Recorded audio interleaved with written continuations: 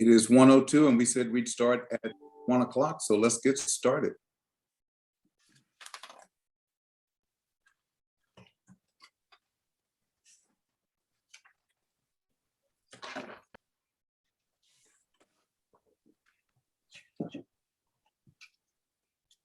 You ready? We're ready. Okay. Yes, we're ready. Right. Good afternoon, everyone. My name is Rick Jennings. I am the Vice Chair of SACOG and the Chair of the Race, Equity, and Inclusion Working Group. And I'd like to welcome each and every one of you for joining us today, taking your valuable time to be here with us. And I'm excited that we are here today in this incredible work that we're going to do today. So before we jump into the meeting, we have some housekeeping items that we need to take care of. And so I'd like the clerk, Lynette Espinoza, to take the roll and share any notes and directions that she may have at this time. Thank you, Chair Jennings. Good afternoon. Just a quick reminder for public comment. We accept written comment by email. You're welcome to send that to me for members of the public or interested parties that might be listening. My email address is on the agenda that is posted on our SACOG website. We also will take written comment online on our website, and directions for that are also included on the agenda. And then by telephone during the meeting, you can press *9 to indicate your desire to make a public comment. And then online during the meeting, you can choose the raised hand feature and we'll call on you that way. We do limit public comment to 3 minutes. I'll go ahead and take roll. If you could please answer when I call your name. We'll start with our SACOG board members. Director Clark Kretz. Here. Gallardo. Here. Gog. Yes. Guerrero. Here. Middleton. Here. Zaragoza. Here. Chenier. Absent Soon. Absent Vice Chair Frericks. Here. Chair Jennings. Here. And now turning to our external members, Avital Barnea. Here. Carolyn Coleman.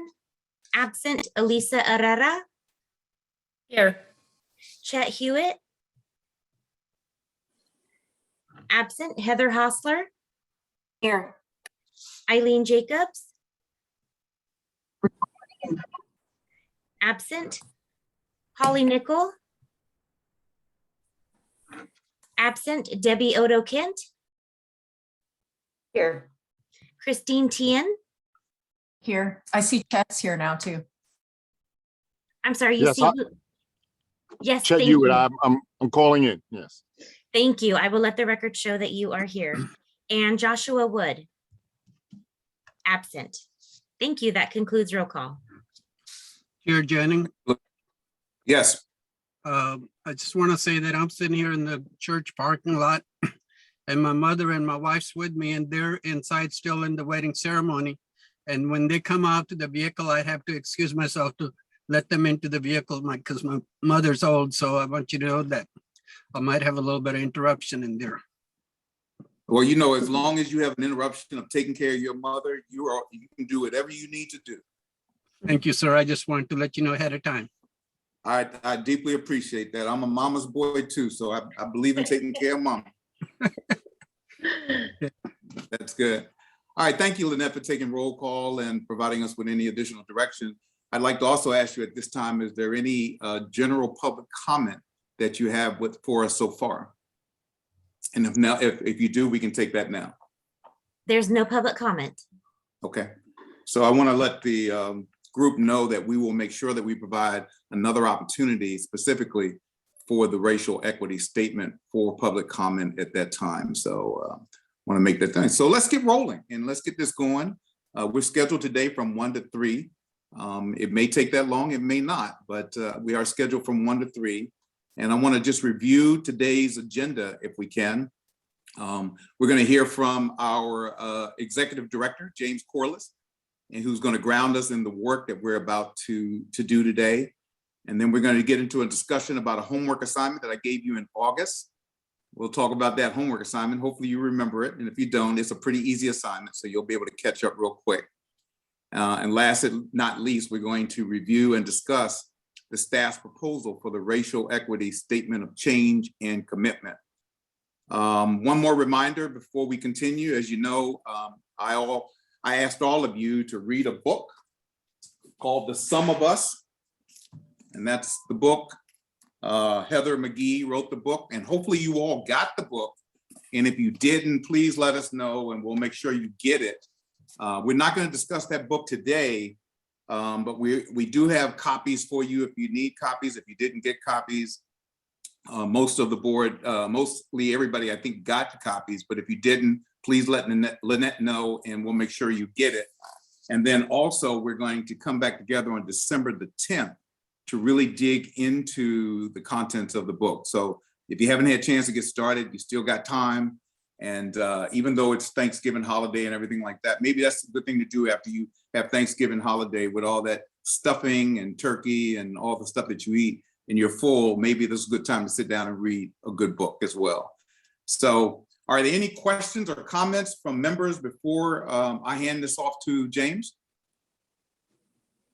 Just a question. I raised my hand, Councilman. I want to know, was the book sent to members of this committee? Because I didn't receive it. And if it was sent to me, could it have been sent to my office?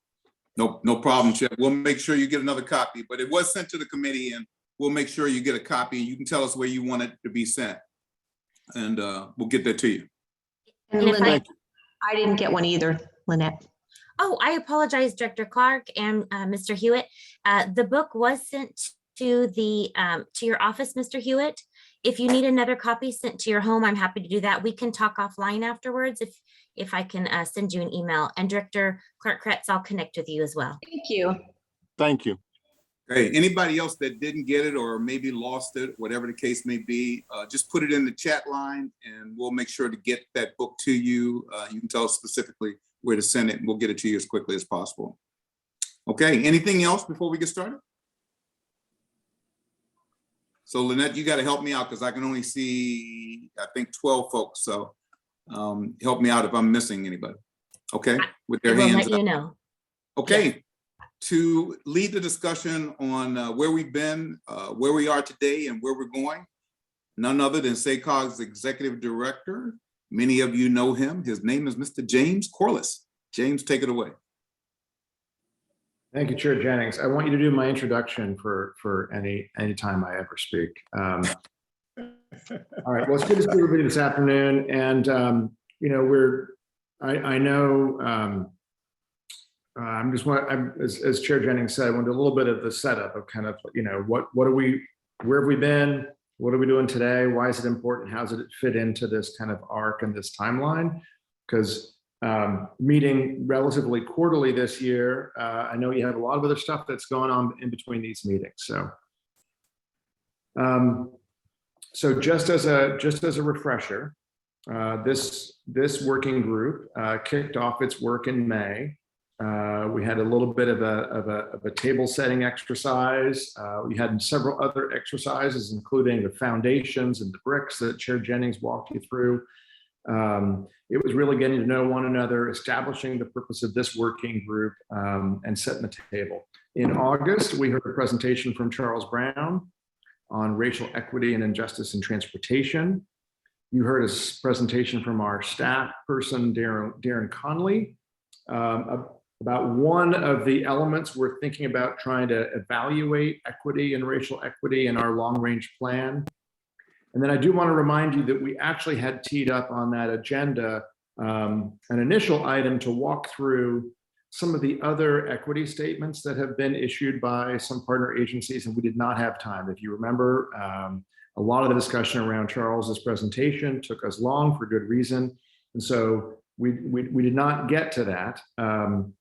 But that was a setup, and we kept going, and kind of brings us to today, and what we're trying to accomplish today, which, as Chair Jennings has already referenced, I'm sure you've seen in your packet, is some of the homework assignments that Chair Jennings wanted all of you to tackle, but also to consider a draft racial equity statement of change and commitment, which is in your packets. Today, you're going to be, as we'll keep reminding you, actually taking an action on that. That's the first time this group will have actually taken an action. Of course, we want a lot of feedback and discussion, but this is something we would like your vote and your approval of. And if you do that and choose to advance it from today, just to be very clear, because obviously you've got 10 SACOG board members on this working group, it will move on to our Policy and Innovation Committee. And Director Saragosa, who's on the line today, chairs that Policy and Innovation Committee. That's sort of the home committee, if you will, in the SACOG board structure. It will go under consideration if it moves from here today on December the 6th at that committee. And we work with 3 standing committees. That's one of them. And if that committee approves it with any kind of edits or changes, it would then go to the full SACOG board of directors on December 16th. So I just want to give folks a sense of, it was a bit of a, some setup. This is really the first, in some ways, substantive task and piece of work and document you'll be sinking your teeth into. And it doesn't stop here. If you do move it forward today, it goes through our regular committee structure. The other thing I just want to do is remind you, as at the top of your agenda, but this equity statement today, the racial equity statement of change and commitment, is one of 3 things that we have asked you to help us with. It's the first. The second is a racial equity action plan. So in many ways, the statement of change and commitment is really setting back to those bricks in that foundation. In my mind, it's setting the foundation. And as you would think read in the staff memo, the SACOG board has not made a formal statement of change and commitment around racial equity. We can talk more about that, but we lay that out in the memo about why that was in 2020 and civil unrest. And we had a working group last year just of the board. We did not make a formal statement. We've done a lot of work around this topic. We've written a lot about it, but the board hasn't sort of formally been on record. So this statement is the first piece of the work of this working group. The second piece is the racial equity action plan. It's kind of the what we do, the actions we will take. And as I think you already know, that's going to require you to go into next year. You've already told us you'd like to meet more often. And the last item on this agenda is your proposed meeting calendar for next year. And then the final piece of work, the final third of the 3, is, again, what we gave you a little bit of a teaser of last time with Darren Connolly, and it's how can we put equity in general and racial equity in particular into our long-range transportation plan, what we call our metropolitan transportation plan and sustainable community strategy. It's a big mouthful, but as many of you know, it is a very important document, and we are looking to elevate equity. We've already talked to our board about having a triple bottom line approach in our plan to have equity, economy, and environment all as the 3 pillars of our plan moving forward. And we're going to want to get more of your thoughts and your feedback on your work next year on what it looks like. What does that mean on the ground?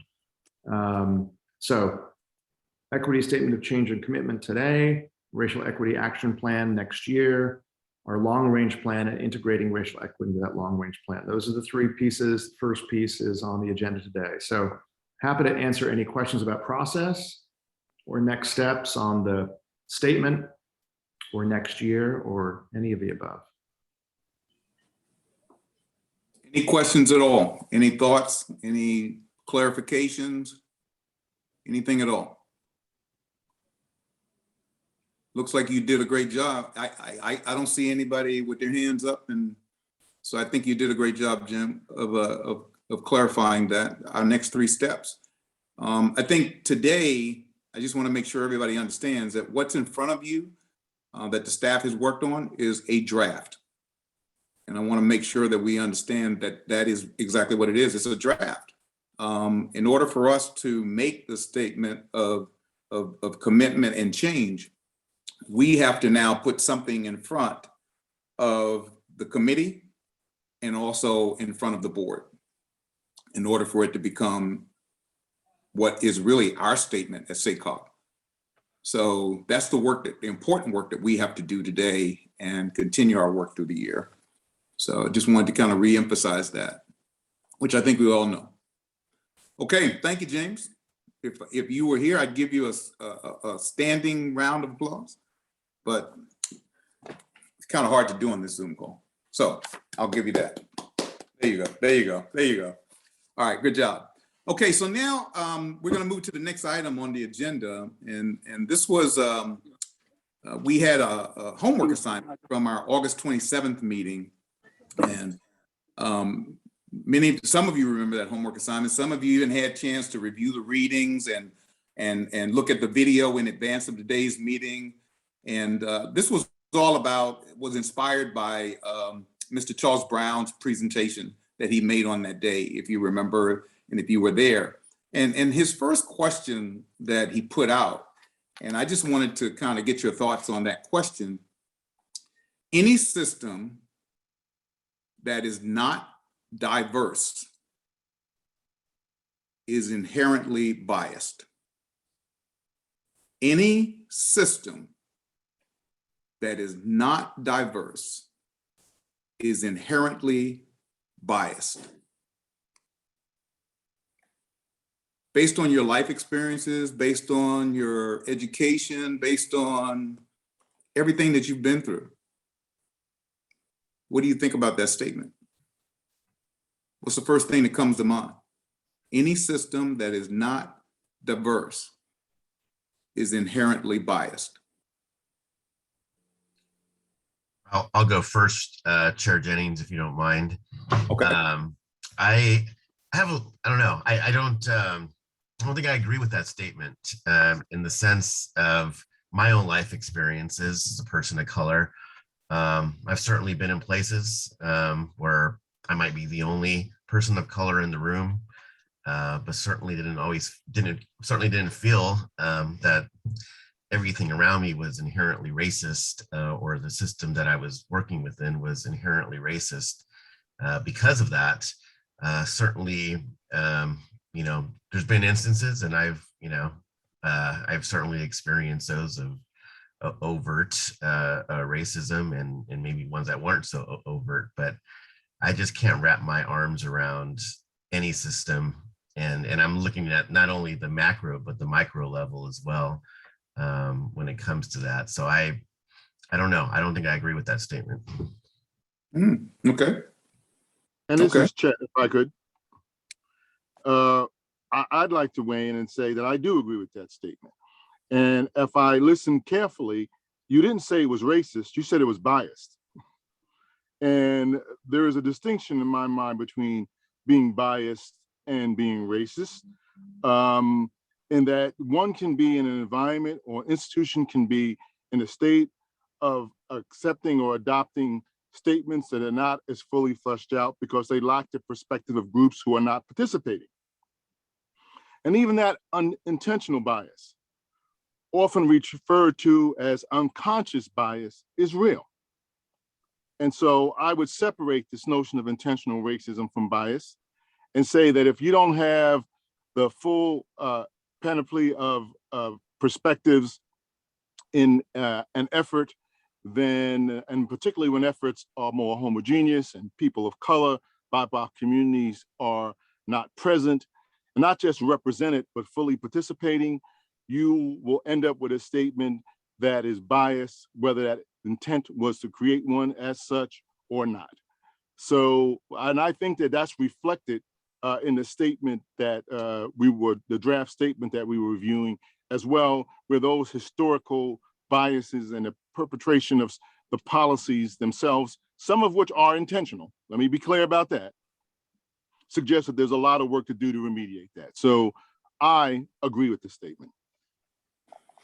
All right, we're getting warmed up. I like this. We've got different points of view, and we're respecting all points of view. So we are having a conversation, a discussion. So this is a learning opportunity, and I want to hear from you. I want to hear from all. I see you. Go ahead, please, Ms. Herrera. Please, I want to hear your point of view. Thank you, Chair Jennings. Thank you. I agree in that it is biased, and because my statement has always been, you don't know what you don't know. You know, if I think about a system like my own family, growing up in a largely Latino population and not having experience in other people of color, other cultures, I didn't know. It doesn't mean that I was racist, but I was definitely biased toward my own viewpoint. And along the way, of course, as I gained more experience and talked with other people from different cultures, I definitely learned their perspective and appreciated their perspective. So I think it is biased if you don't have that other perspective being shared with you. Okay, I like that point of view. I hear you. I hear you. Okay, I see Christine. I see her hand up, please. Yeah, so I would generally agree with that statement too. Just from my own personal experience, just experienced a lot of ignorance, maybe not racism, but definitely a lot of ignorant comments. Like, you know, I'm from the Bay Area and, you know, people in the Bay Area too. Like, it's just like my whole life, right? So, yeah, and of course, I have also experienced racism too. So yeah, I would agree that you need diversity, diverse perspectives, diverse voices, diverse ideas. You need diverse ideas, perspectives at the table at all times. Am I saying it right, Avital? Very Probably. close, yeah, Avital. Thank you, Chair Jennings. Avital, okay. Yeah, I agree with the statement as well. I really appreciate what Ched said. You know, I think bias, I don't know if bias is always a bad thing. I think it is just, you know, a certain understanding that someone has based on their lived experiences and what they know to be true.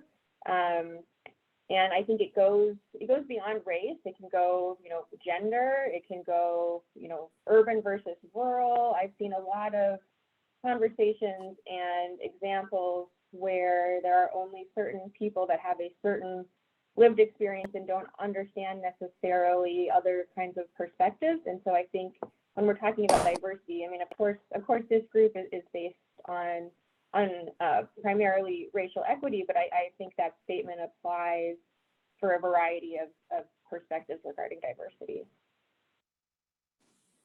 Great, great. So I do want to just make the statement that we are all in a safe place, and I want us to be able to express ourselves knowing that this is a safe place to do so, and nobody's going to run back and say, she said this and he said that, and that wasn't appropriate, or, you know, this is a safe place. And so this is a discussion, and I just wanted to know what you thought about any system that is not diverse. Is it inherently biased? So still looking for, I see Lucas up there, I see his hand. And I see Martha after that, okay? Yeah, and actually, Chair Jennings, Martha definitely was ahead of me there, so I'll let her go first. Okay. Thank you, Chair Jennings. I agree with this statement. I think from my personal experience, being a single mom and trying to integrate, you know, say, for example, a Catholic school system, raising my kids there. I always felt I was a threat to others in the system. They didn't understand, but I think they knew little about my personal challenges. And I felt isolated a lot away from, you know, activities, even like Girl Scout activities with other children. So I even experienced my children being, you know, treated differently for those reasons. And I strongly feel this statement is accurate. So I agree. Okay, Lucas? And then I see Jill had her hand up. Yeah, thank you, Chair Jennings. I think appreciate this conversation very much. I think a few things. I mean, I think just in general, I would say I agree with, you know, mostly agree with this statement. I think that biases, I think it's important. I think Avital noted this as well, but, you know, biases exist. And so it's not, you know, not necessarily, they're not necessarily all bad, but some people can be, you know, biased in a, you know, towards something in a very good way. But I think the real key in a lot of this is the recognition of that they do exist, and that doesn't always happen. And I think that it's also the key is what you do with those, you know, when you recognize that there's these biases. I mean, I think, you know, like a good example, I think, in terms of implicit biases, right? You know, there are things you can do to reduce your own biases, right? Focusing on seeing people as individuals, taking time to pause and reflect, adjusting our perspectives. I mean, increasing our exposure to different, in types of people, types of situations, working on consciously changing our stereotypes. So I think there's a variety of ways to sort of try to approach dealing with biases. And I think that, really key is to recognize that that we all exhibit these types of biases and really what we, being mindful of how to approach about what to do about them. Thank you, Lucas. Thank you. I don't know what order, but I think Jill is next. And then I see Darren and I see Jan. Thank you. Well, I'm in the middle of the road between the two statements. I think what I would say is there's the potential for bias, as I think we all live our life experiences, and of course it impacts what we're doing. I don't think it's necessarily intentional, but I would say that it could have the potential to be biased. Okay. I would agree with that. The potential is there. Okay. Who's next? Is it Jan? Jan's Darren? next. Jan's next. Thanks, Rick. Okay. And Okay. then after you, Lucas, Darren, Heather has her hand up. Thank you. I've actually been thinking about this statement for a long time, and I agree mostly. But the word inherently means permanent, and also bias is something I think that all of us have had in our own lives for one reason or another. Biases towards family, or what it could be a multitude of different things. But I grew up in a small town, Loomis, and we actually did have a very diverse population when I was growing up. And I sort of thought, all small towns were like this. And I guess in a way that was my bias. And come to find out, it really wasn't true. And I guess I would hope that the inherently part of this is something that,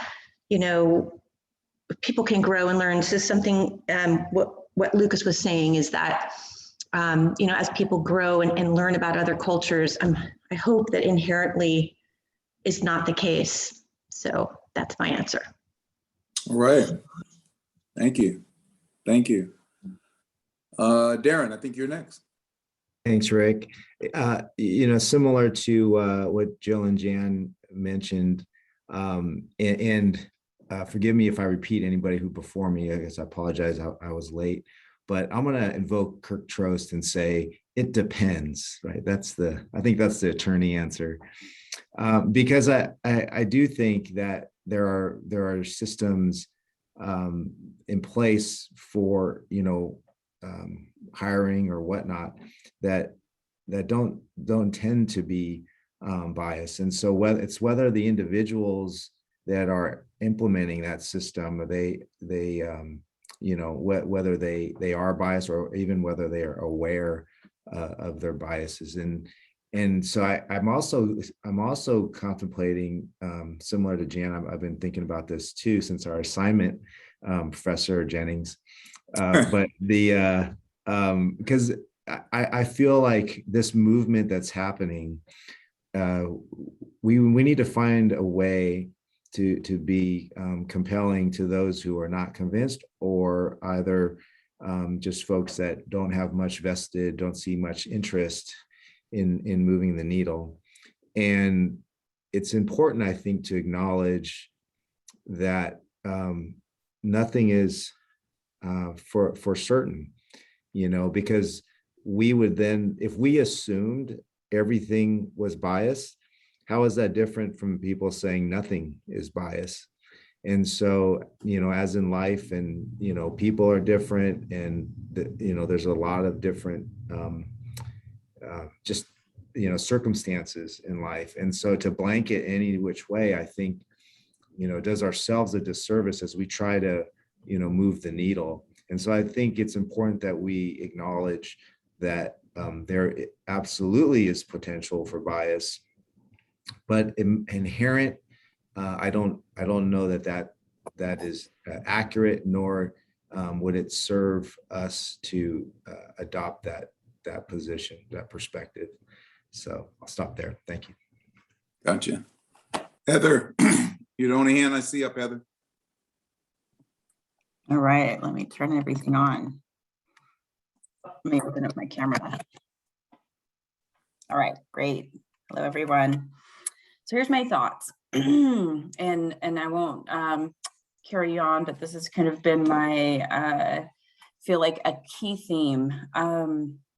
Until the education system in this country gets it right and really teaches the truth about history, we walk into biased situations. And I agree, there should be no absolute, because I do work with a lot of folks who are incredibly thoughtful and have taken it upon themselves. But I can speak from a tribal perspective that we certainly don't learn about tribes as governments in our government economics classes. We certainly don't learn about tribes and the distinction between Native Americans as a race and tribes as a legal political status. So in almost every situation I've ever been in, there is at least somewhat of a learning curve. And often with Native Americans in this country, there are a lot of biases that are assigned because of the severe underrepresentation, the smaller populations as a result of genocide, and all of the things that are, continue to plague the communities, are assigned to broadly. So even though, we could look at statistics that show that a lot of these stereotypes and biases are inaccurate. So what I would say is diversity, I think, is the key to really have these discussions. I am not going to pretend to know the life experience or understand other people of color and where they come from, and that I can speak to their perspective. And that's why I think it's vital for these discussions to have folks who not only understand it, have studied it, but also live in that space. I had a discussion with the CPUC and their staff and the commissioners this week for Native American Heritage Month. And I had a question about the intersectionality of African American and Native American people and what they face. And that's not my story. I have a daughter who is Afro-Indigenous, but I don't live in her day-to-day and how she sees it through the world, even though I can lend some insight to that because I'm the person who loves her the most in this world, and I can certainly have her back on all of the things. But just understanding that is the importance of the diversity and to eliminate as much bias as possible. I don't think we're ever going to eliminate it altogether, but I think education broadly just really, I think, is the key to that. So not sure if I answered the question or went on a tangent, but those are my thoughts. The tangent and your answers were all good. I liked it all. Absolutely. Everything. And I saw a whole lot of heads nodding. So, all right. So you said what you said was awful good. So appreciate that very much. Okay, I've got two other hands. I see Chet and I see also Mr. Gog. Do you want to go now, Mr. Gog? You want to go now? Because I know you had to take care of family. So you know the question, right? Well, not really, but my adrenaline's flowing many different ways at the moment. I'm home and mom and wife just got out of the vehicle, and just want you to know that I came to this country with the 5th grade education from India. Could not read, write, or speak English. So my dad wanted to put me in a 5th grade school education, and we went there and they says, oh, your son is 13 and a half now, he has to go to high school. So I set out the 4 months, and then the high school started in high school and still was not able to read or write English. I got to the high school and there's all different kind of atmosphere because I was the only kid in the whole school that did not speak English. There was people that were just happy to just push you back and forth in the hallway. There was people that just laughed at your last name. I've looked at all those things and I'm thinking that wow, this is really a lovely country, because I'm not really trying nothing and I'm getting a lot of attention here. Come to realize that my mission going to school was to learn English and pass the high school in my four years, and then go to college and settle down and be somebody. So in that time, I really avoided any negative situation, whether it was prejudice or whether it was bias. I walked away from everything and focused on finishing my high school in 4 years. And my freshman year, I was able to read, write English, and start speaking real well English, and managed to complete my mission. Meantime, I really didn't focus on what others people's motive were when they saw me and their action, because that really was very insignificant in my life. I wanted to do was be somebody and not let other people's decisions affect me. Right, right. Not let other people determine your future. Right. That's good. That's good. That's all I have to say. Well, that's inspirational. You are in control of your destiny, and you have risen above the circumstances and the hand that you were dealt. So my hat goes off to you, sir. Thank you, sir. Okay, I saw Chet's hand. Is it Chet? Yes, I am back. Can you hear me? I can hear you.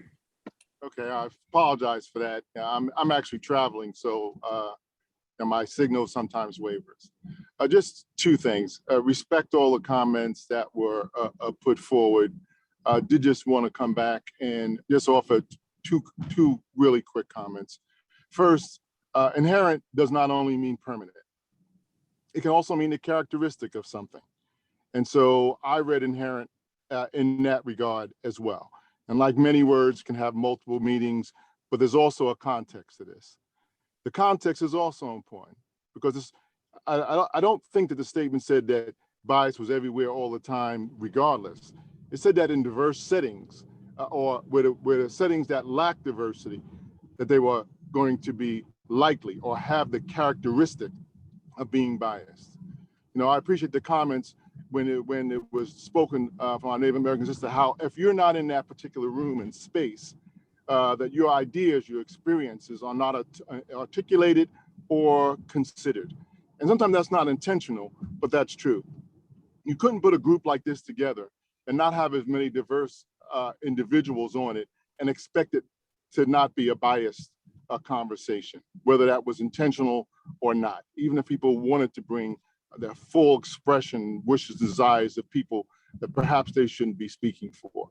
So just wanted to hold this notion, multiple meanings, and that context does matter when you're thinking about the crafting of a statement. In this case, really focused on these types of bodies that need to be as diverse as possible. So such a rich discussion, everyone. And we did get your perspectives and your views. And I know we could probably stay on this subject for the rest of the meeting, but I've got another question that I do want to ask. And I think it may resonate with some who haven't weighed in and for some who have weighed in. And this is one that is equally important question. Does my neighborhood determine my future? Did my neighborhood determine my parents' future? Did my neighborhood determine my grandparents' future? Will my neighborhood determine my kids' future or my grandchildren's future? Does my neighborhood determine my future?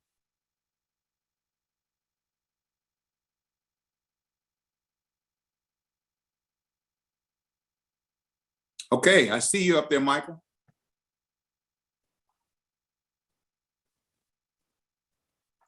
You're on mute, Mike. Got There it. you go. Thank you. I still, after 2 years, still can't get it right. I think it does. I mean, I think it plays a huge role in somebody's future, for better, for worse. I mean, certainly if you're born into Beverly Hills, I think, I think all of us might think you got a pretty good chance of doing pretty well. Likewise, if you're born in, East LA, you might have a different outcome that comes for you. And I'm very, I mean, we've done some work for the California Endowment in the past, and, really working on the zip code campaign, where you saw, if you're in 95643 or, 95814, and the life expectancy and just in those zip codes were profound and different.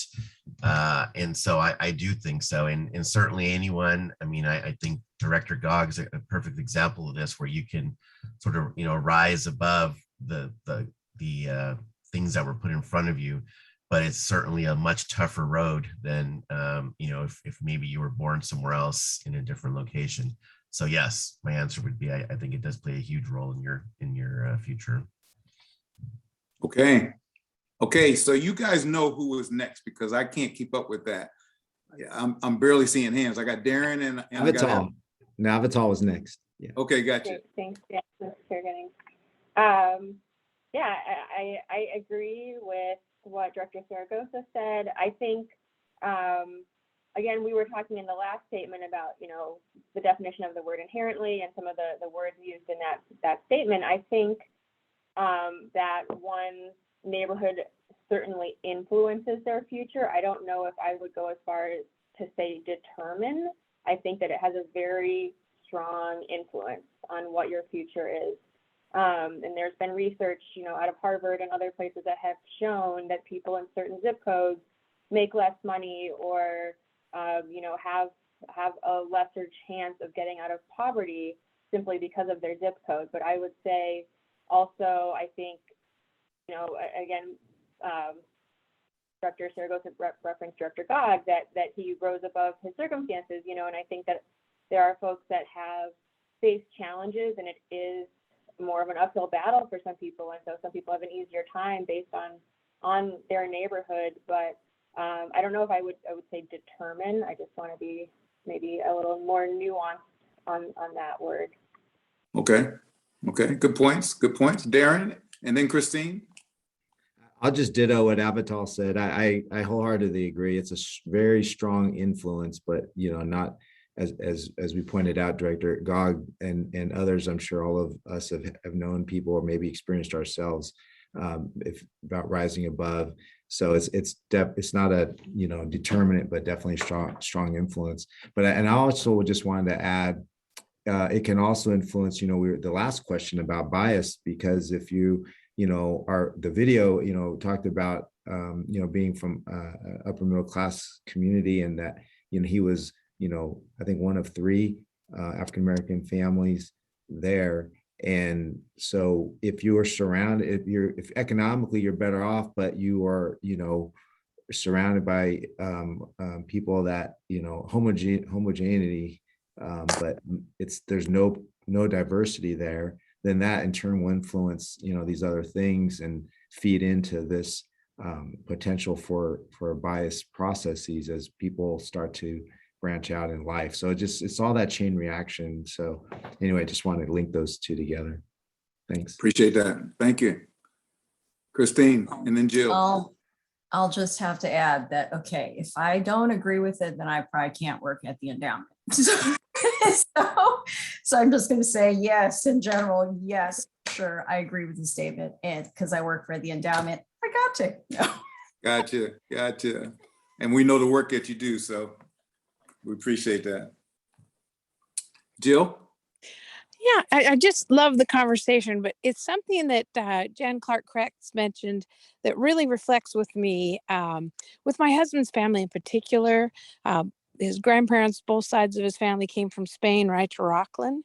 And Rockland was incredibly diverse, as was Loomis. My mother-in-law worked in the fruit sheds in Loomis, but we had the Spaniards, Irish, Finnish, Chinese, Japanese, very diverse 500-person city. Loomis was the same way. It's not anymore. It changed. And I think, when we talk about education and income levels by where you live, I look at our area and it's made a dramatic change. The interesting thing is now it's starting to change back. We're starting to get some diversity finally because we lost it. But part of that was because the farms went away and some of those kind of different things. So I think that's why I worry about doing anything in absolutes, because it's constantly evolving. But I don't know that I really like the discussion about how where you live impacts, and I absolutely have learned that it does. But I also see that there's changes that have happened as well. Yeah, changes for the good. Yeah. Okay. There's no question. That's good. Okay, I got Avantal and I got Debbie Odo Cook.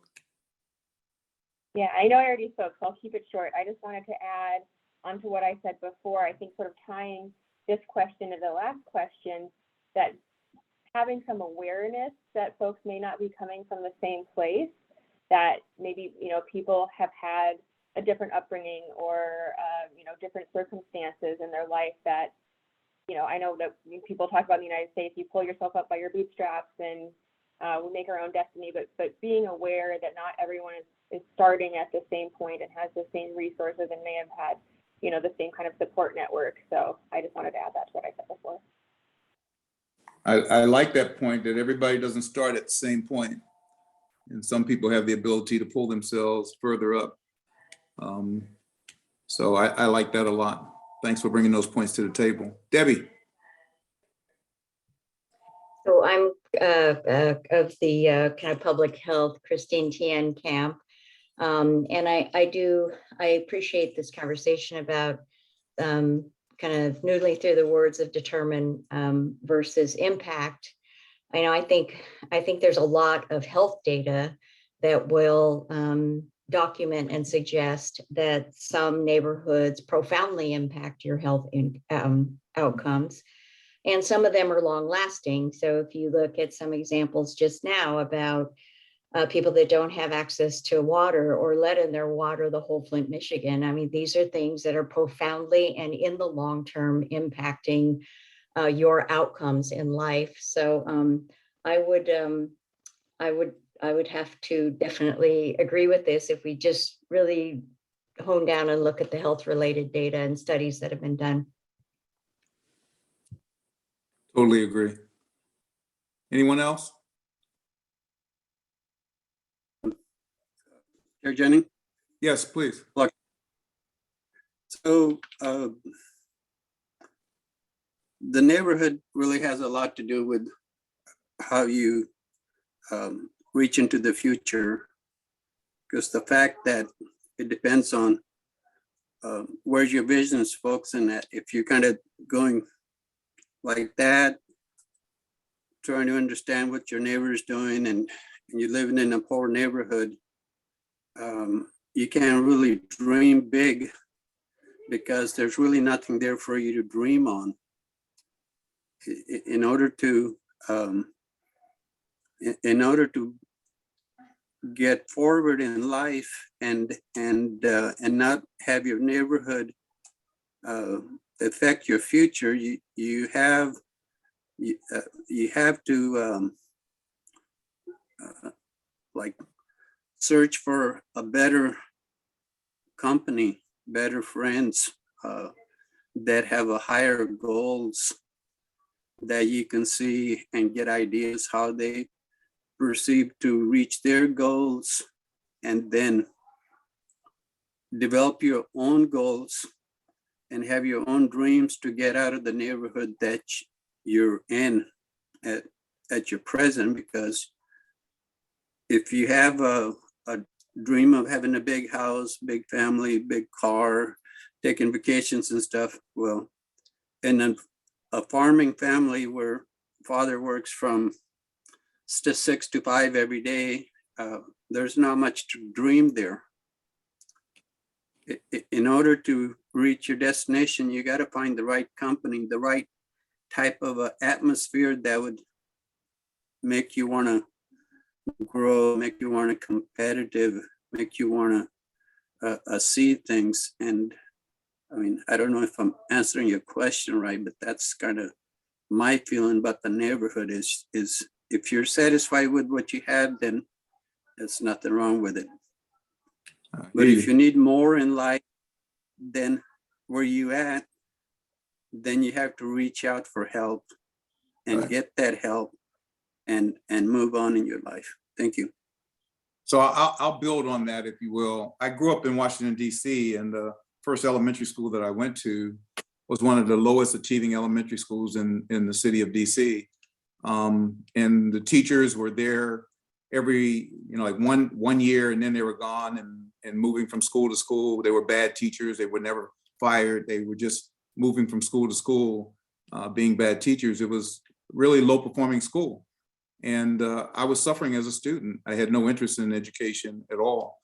My parents did something bold. They moved us to an area that had not been integrated in the upper northwest area of Washington, D.C., right next to Maryland. And I went to a school that teachers had been there for 20 years. And they cared about every single student, and they held you accountable, and they gave you the help you needed, and they helped you to be a better student.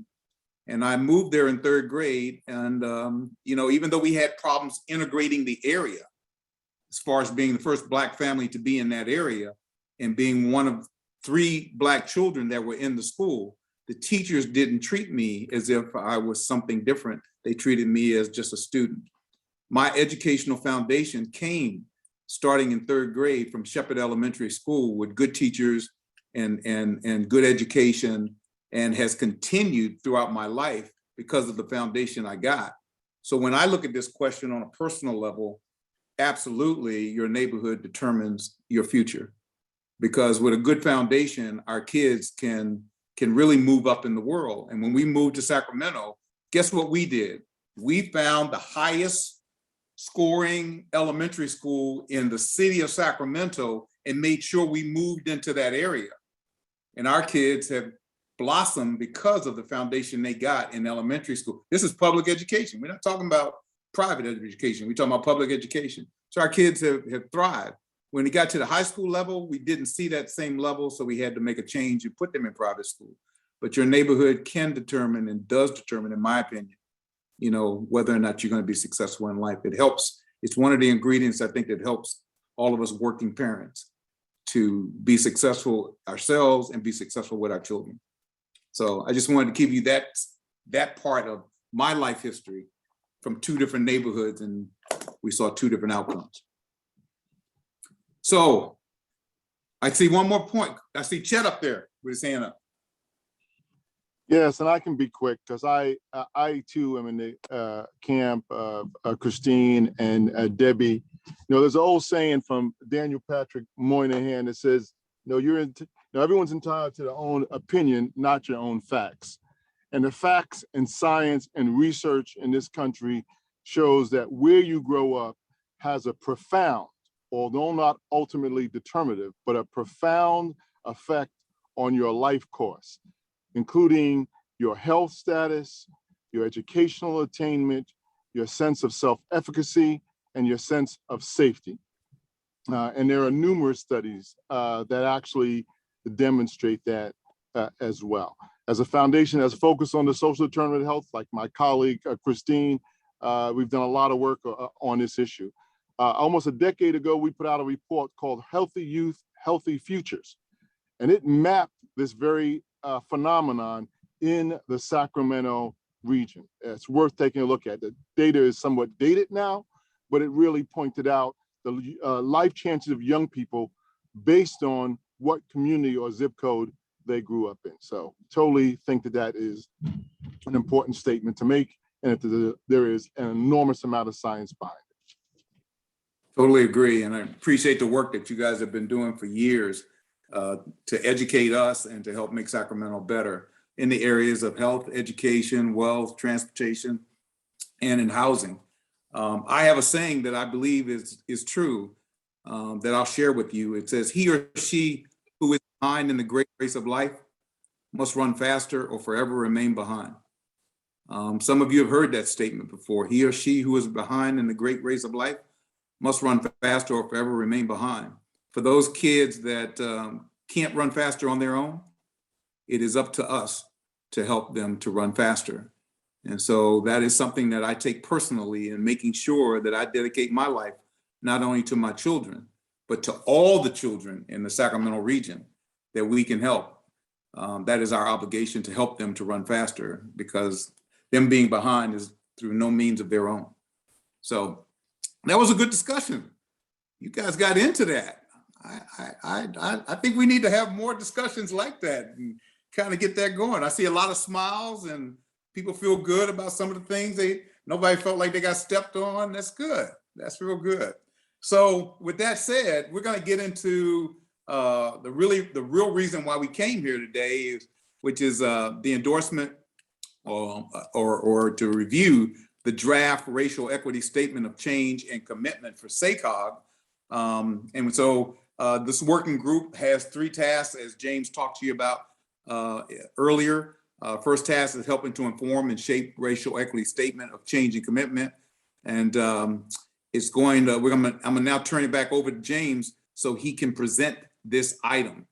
James Corliss, you are front and center, sir. Thank you again, Chair Jennings. So I set a little bit of this up earlier, but just to kind of give you the introduction here, and we really look forward to the discussion and your feedback. So as you know, Chair Jennings is the vice chair of the board, the chair of this working group. Lucas Frericks is the vice chair of this working group, but was the chair of the board last year. And between Director Frericks and Director Jennings and a few others really kicked off, as I mentioned, a race equity inclusion working group of the board last year, and some of the board members on this working group were present. One thing we did not do was issue a formal statement. We didn't, and there were obviously lots of them that got issued last year through the summer of 2020 after the murder of George Floyd. We did not do that. The board wanted to be intentional. The board wanted to dig into issues of racial equity and understand them better. We had a lot of work on the board working group last year. But we knew that in some ways, again, back to Chair Jennings' kind of brick wall, the foundations, we knew that part of the foundation for this work going forward was for the board to be on record and say something around its commitment to racial equity. The staff memo, I think, sets a lot of this up and is excellent at giving you the background. I will say, and I think the item we did not get to last time, but was in your packets last time and again today, and I'm really glad that we've got some of our public members on the call today who are at agencies or organizations that have issued statements that we looked at, CalSTA and Avital in particular, but also the California Transportation Commission. So our staff looked at those statements. They're in your packet for review. We reviewed those. I also want to just give a lot of credit to Casey Lizan on this call and Eric Johnson. And we convened a working group of our staff actually over the last couple of months to not just review those other statements, but to really think about the pieces that were important from those statements. What was important for, we believe, our agency to say and to state publicly, and what the kind of the key pieces we felt we needed as a staff were to kind of put those, if you will, bricks in place to build towards this racial equity action plan. Let me just say, I'm sure it's not lost on any of you, these statements are very hard. And of the things that are tough about them is what to say, what not to say, how to be brief. I think it's more powerful when you are concise, and yet there is so much more that we could say and we entertain saying. So I think what we've done is 3 pieces of this, and I think Rick will cover this. But these are all, if I kind of like zoom back, I step back and think what's really important about this. The first piece is the acknowledgement. And again, in terms of the history and what's come before, it was eye-opening and I think somewhat in some ways shocking to sort of get into the 20th century history of government practice and policy using race to displace and divide and exclude communities. There's a long record on this. There's many pieces of the record that are missing, but there's a very long record on this. We focused intentionally pretty much on more recent history, at least in the 20th century. So there's a statement of acknowledgement, obviously up front. There's a very brief statement of commitment, which was important to us as a second piece. And then third, there are the specific actions, right? So what are exactly the kinds of things we're committing to that, again, sort of lays the path out in front of us. So those are ways, in some ways, which I am thinking, and we are thinking as your staff, of the pieces of this statement. We are here, and I know I've got some of my staff on the line here, Casey and Eric in particular, are happy to answer any questions and really looking forward to your feedback. So thank you, Chair Jennings, back to you. Thank you, James. And I just want to give you some feedback from the working group on this statement. I'm going to ask everyone to ideally give a big picture feedback at a high level, and not necessarily get into the specifics unless there is wording that you think is problematic, right? So I don't want us to necessarily get into too much wordsmithing unless there are wordings that is problematic. And also want to acknowledge staff and the work that they've done on this statement, all the statements that they gave us of other organizations, but the work that they did on this statement for the last month or more. I think they put a lot of time into it, and I think it shows. And second, I want to think about this document in three parts or three buckets. One, the acknowledgement; two, the commitment; and three, the actions. So one, the acknowledgement; two, the commitment; and three, the actions. So perhaps we can get you to give some feedback on those three things as well. And then finally, I'm going to remind you, as James has done earlier, that we're looking to take action today. We want to take action today on this statement so that we can stay with the timeline of getting it to the Policy and Innovation Committee on December the 6th and getting it to the full board on December the 16th. And then we can go into our schedule for 2022 that we'll talk about at the very end after we have this discussion that we're getting ready to have right now. So I want to bring this back now for action. And before we do, Lynette, do we have any public comment on this item? If you can give me just 1 second, Chair Jennings, I'm just double checking that. No public comment. Great. Okay, so no public comment on this item. We promised that we would give the public an opportunity to comment on it. Just want to say in closing, because I see your hands are up and I want to take advantage of that. And I want to make sure that we get through this meeting in a timely manner. That for the members of this working group, a simple yes or no will be fine in order to indicate your vote.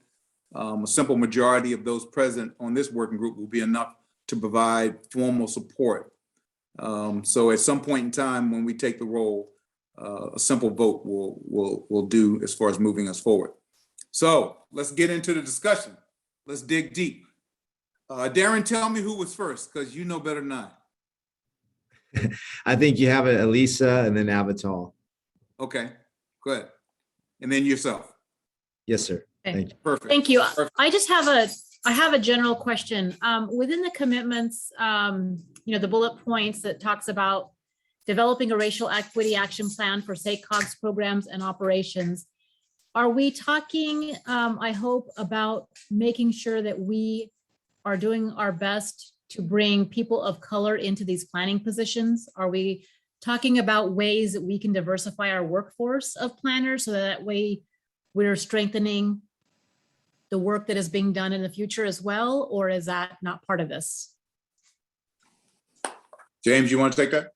We'd absolutely like to be part of this. So yes, the planning profession, the transportation profession has been very non-diverse, has been very white and male. We've taken some interesting steps, baby steps, initial steps on our hiring process and our operations. And so if you, this is a good, maybe a, you know, as Rick was saying, if there are things that you think aren't clear enough, give us that direction, Lisa, because that's our intention. When we develop our racial equity action plan, we do want it to look internally at our operations as well as externally at our policies and our programs. Does that answer your question, Elisa? Yes, and I know that the details will be there later, and I just wanted to make sure that that was something that will be considered, that will work for paid internships or whatever that might be to get more people of color in these professions. Thank you. Great, thank you. Avantel. Thank you, Chair Jennings. I also want to commend SACOG staff for putting this together. It's clearly done a thorough job at reviewing other equity statements. I think it's very thoughtful. And I think there's some real talk in here. I mean, there's a sentence that says, SACOG has perpetuated and sustained these longstanding policies and programs that have resulted in significant racial disparities in transportation, housing, and land use in the region. I mean, I think to be able to come out and say something like that in a formal statement is, you really, you know, you're being vulnerable and you're putting yourself out there and you're saying, we understand that we've been part of the problem and we want to fix it. And I just really commend you for putting a statement like that in this statement. And it goes beyond the words. And so I think the actions are what's going to be really important, and not all of the example statements you see in here include actions. And so I think that that's really something to commend as well. And so I think you've done a great job, and I just wanted to mention that. Thank you. Thank you. Darren? Thank you, Rick. I also want to commend SACOG staff. Yeah, definitely a lot of work put into this. Provocative document for some, I think, especially I think when we bring this forward to the board. And now for myself, I have some comments, and I want to take folks' temperature on here. I definitely recognize the data and appreciate what the Black community, Indigenous community have gone through. But I also would like to add, you know, the other communities of color, the Asian community, the Latino community, rather than lumping in as just all other groups. As you guys know, that the Chinese Exclusion Act, I mean, a lot of we're talking about land use on here, and redlining is one example, but a lot of you know in the Sacramento area, there's still deeds on houses that say, hey, no, you know, no Chinese allowed. I mean, just right there called out specifically. And, you know, growing up, I always wondered why, how come all the Asian people either went to Kennedy or McClatchy or Burbank even, you know? So, and then I later find out is because they weren't allowed in Arden and, you know, in the other parts of Sacramento. And so, you know, I would say if we're gonna, you know, let's be a little bit more general. If we're gonna mention communities by name, and it encompasses quite a bit, I think, because I think there's many people in the Asian community that would say, well, look, I'm gonna say we're not monolithic, and many different Asian communities very much struggle and deal with equity issues as well. So I guess I would ask for that. And then, you know, as a nod to, you know, our colleagues on the board who may not be a person of color, you know, there's this conversations about whether or not, you know, that there's hardships within the white community as well.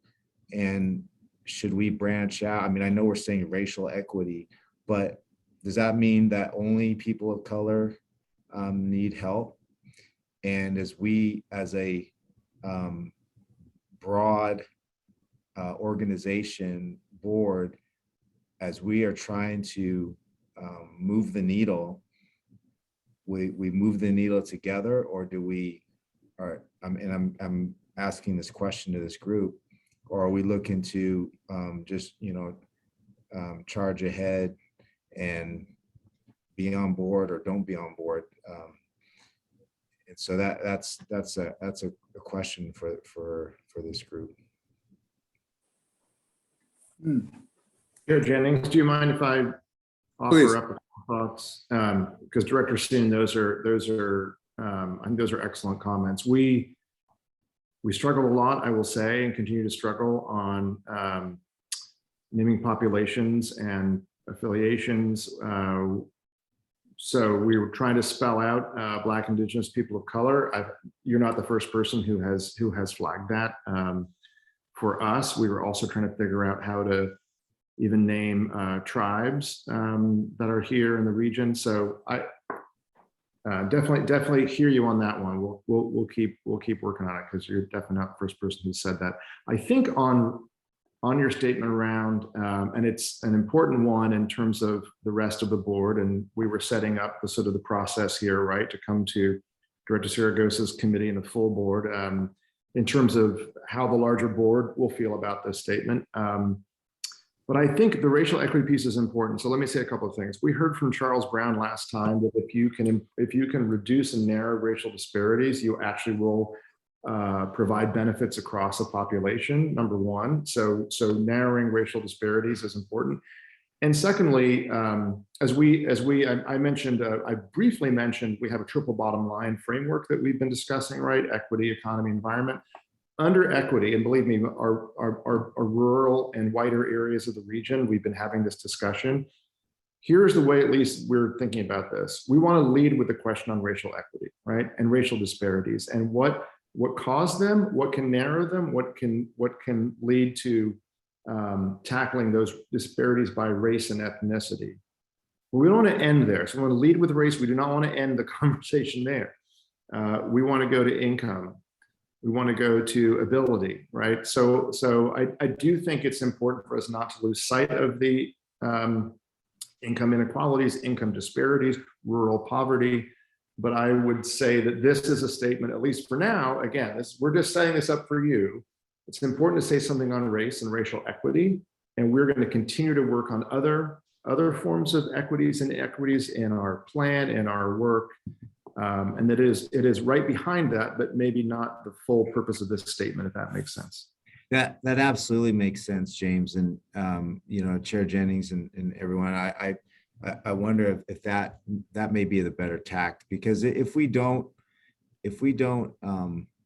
lay this out, I'm looking at, it's not just how I feel, it's about what we're trying to do, move the needle, meaning we need people on board with us so we can work together. And so I don't think this mission of equity stops at racial equity. It's about not leaving anyone behind and moving the needle for all. And so if we don't at least acknowledge that, hey, we're not forgetting about anybody. If we don't acknowledge that, then I feel like we're just tipping the needle or pushing the needle the other direction, and we're not solving the problem long term. I think long term, the vision is that there's equity in everyone, no matter what you look like. I mean, that's what the I think ideal thing is no matter all of us, no matter what we look like, where we came from, what religion, anything, we wanted a fair chance and an equal opportunity. And I just hate to see us trying to advance our cause and then marginalizing, anyone else. So I think if we're at least able to articulate, we know there's other issues, but this one is important right now, then maybe that's the right way to frame it. Great. Lucas, did you have a point on this? Yes, Mr. Chair, just wanted to sort of hold up or lift up Director Soon's comments, particularly around this one point, which is when SACOG had the third-party equity audit performed by the McKinsey Mac Group, which was, I think, a very good document overall, there were no at all references to Asian Americans in the entire equity audit. That was a point that was raised at the board meeting, and I think even in this body, if I'm not mistaken, a year ago, but certainly at the board meeting, full board meeting, in the discussion of the race equity audit. And so I just think it's very important to lift up his comments around there definitely a need, an extreme major need for calling out certain communities, no question, but I think that also calling out some communities and not calling out others, I think frankly does a disservice to the fact that racism has been prevalent across many aspects of our communities over the history of the Sacramento region. Thank you, Lucas. Other comments? Other comments about what's on the table right now that we've just been discussing, and or about the draft racial equity statement of change and commitment? Director Saragosa has his hand up. Okay, thank you. All right, thank you. Thank you, Chair. I agree with all the comments so far. I think they've been really good. One thing I noticed in the draft, and I thought there was a lot of specificity in the preamble, and then when we sort of got to what I would call the commitment part of it, it's more, these are sort of the aspirational goals that we want to get to. I've always, y'all have heard me talk about this before, and I know it's mentioned in the preamble in terms of generational wealth, but I'd love to see something in the whether it's plan or support, but something that says we're gonna take a very proactive approach towards creating that generational wealth across all people. I've talked about this with affordable housing, where I say it's great and I love affordable housing, but if we're going to always lock people into apartments, that doesn't create that generational wealth that we want to see in communities of color. And so to the extent that I almost would like, I would almost would love to go first paragraph, third paragraph, and then build out a little bit more measurables within the listen, plan, support, and act, and maybe shrink down that second paragraph just to get some more, as opposed to just looking back and acknowledge. I mean, I want to acknowledge it, but I also want to look forward and have some specificity there too, maybe. So those are my comments. Okay. I think I understand what you're trying to say as far as moving forward as opposed to looking back, more about what we're going to do moving forward. But do you think we'll capture more of that in the action plan, or do you think we need to capture it here? I think certainly in the action plan, I was just hoping to hit a couple of highlights. Like for me, housing and the ability to move that needle towards ownership, not just affordable housing in and of itself.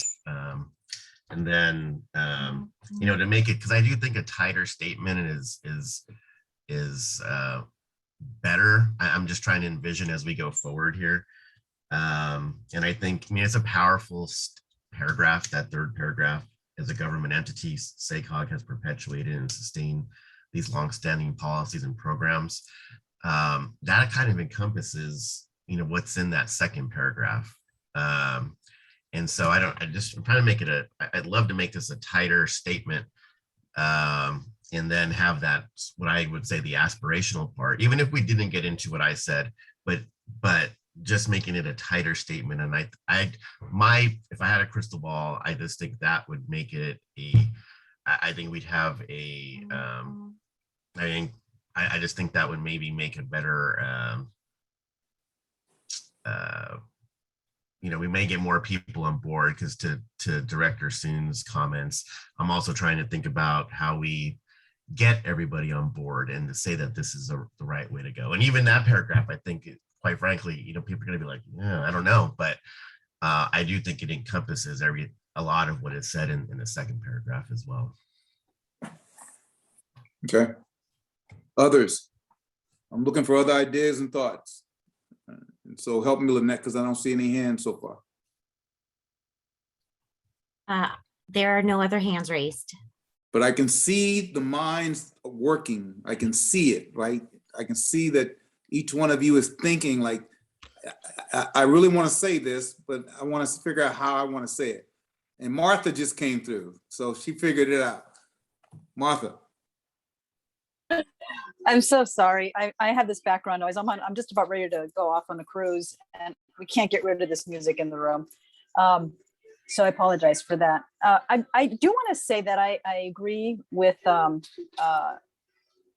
Soon's comments about the initial statement that did, come across as, maybe focusing on one particular race and wondering if we can figure out how to, I don't know if there's a term to be more inclusive.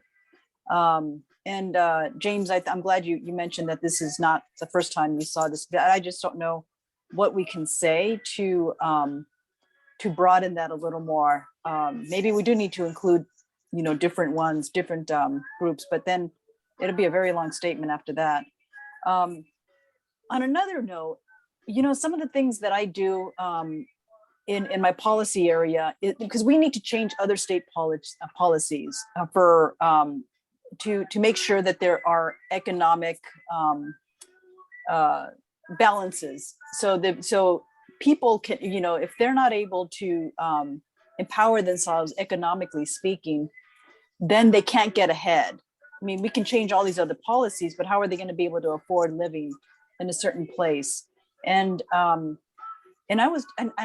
kind of felt this statement missed a little bit of that. And I know, like, when we do our transportation policies, we're trying to get people access to, locations where they live in order to, to be able to access work a little more easily. And so I'm trying to figure out if it's missing here or if it's included in here. I'm not sure, but I feel like there's a little bit of a just a little bit of a missing statement in there related to helping people to economically do better. Because historically, as you know, in the legislature, women are not able to, get ahead and make more that like equal to their to men. And the same thing with people of color. They just have a hard time being able to get promotions and things like that. And that's different than what I was actually initially saying. I think just people more in the socioeconomic have a much harder time getting access to broadband or internet services. And a lot of it is due to the fact that they just don't have the money. So I don't know if we can put a broad statement like that in there. And I'd be more than happy to just think a little more about that and chat with you if you'd like later. James, any thoughts on that? I'm doing it in real time, right? So Director Greer, I think I hear what you're saying in as much as sort of a little bit more, a little bit maybe in the some of the homework around the Opportunity Atlas, right? And Opportunity Matters and access to economic opportunity and potential, something around the, is that, am I on the sort of right, am I warm? Yeah. I think you are. Yes, you are. Just in, it enhanced financial stability. But, I think, and enhance financial opportunities and stability. And I don't know if it fits in any one of these categories, if it fits under, I know that, when you're looking at ACT to build the capacity of SACOG staff and board, to build a racial equity action plan, there's something in there, historic inequities in transportation and housing, and maybe it could fit in there somehow, because I think that's where some of those policies, once they're fleshed out more, that that's some of the goals of those policies, making affordable housing, access to transportation, just things like that, and we're trying to get people moving to get to their jobs. Otherwise they'd have to, in order to be able to afford, a place to live, the lower socioeconomic, they have to live farther out in order to be able to, afford it. And so they have to try, commute a lot longer. So if I may, Chair Jennings, I think, Director Greer, how you just framed that, I think I see that fitting in. It's almost, we were thinking about, I think as you all know, transportation, housing, land use. That's the bread and butter, right, of SACOG in terms of the tools we kind of have. And so I think if we could work with you on kind of framing it in those terms that you just said, we will certainly take a run at that. Great. Okay. Great. Okay, I got Heather, I got Michael, and I had one more, but I lost it. Was that you, Darren? Oh, wait a minute. Heather, Michael, and Darren. And Darren knows the order better than I do. I just have a quick thought. I want to make sure if we are addressing anything about kind of enhancing the financial abilities, that we're also speaking to the systems that perpetuate or maybe the systems that contribute to the socioeconomic issues. So, and I heard what James said in those particular areas. So if we are crafting a message, I want it to be a little bit more all-encompassing of we're thinking about the systems that contribute to folks having to live further out, or folks having to be in these particular situations, because I think that's kind of the equity change we're trying to address. Okay. Darren, Michael? Oh, okay. Oh, I was just gonna, and this is back on the Black, Indigenous, people of color, and just to as a nod to staff here as well. I know they were trying to use BIPOC, and it's just for whatever reason, as it's spelled out in this particular case, it just the context seemed off on it, even though if I had probably read it as just like Black, Indigenous, people of color and BIPOC in parentheses, I would have been like, oh, okay. And so it just read differently, because my first thought too was like, well, why not Latino and AAPI, also being listed out in this? But when I read, and I use BIPOC myself, when I'm talking about things, so I know that's where staff was coming from on that. So just wanted to kind of put that out there, I think, for the rest of the board as well. Okay. So is that a suggestion as to what would be inclusive of more? Maybe. I mean, I think for and I know it seems almost, I won't say silly, but for me, if I had just read it and I had saw BIPOC in parentheses, I would have been like, oh, okay, that's used all the time. I use it. But when I just saw it like that, I was like, I thought there was something missing. Okay. Good point. Darren. Thanks, Rick. Yeah, Mike, just to add on that, I mean, I think before the pandemic and the rise in specifically API hate, I would have agreed with you, but it's just I can't ignore what I'm hearing from the API community, and if we don't put forth something or be included, then I just feel like that's I'm not doing my part in representing the community. So that's why I would ask for that. I really just wanted to touch upon or emphasize, I guess, that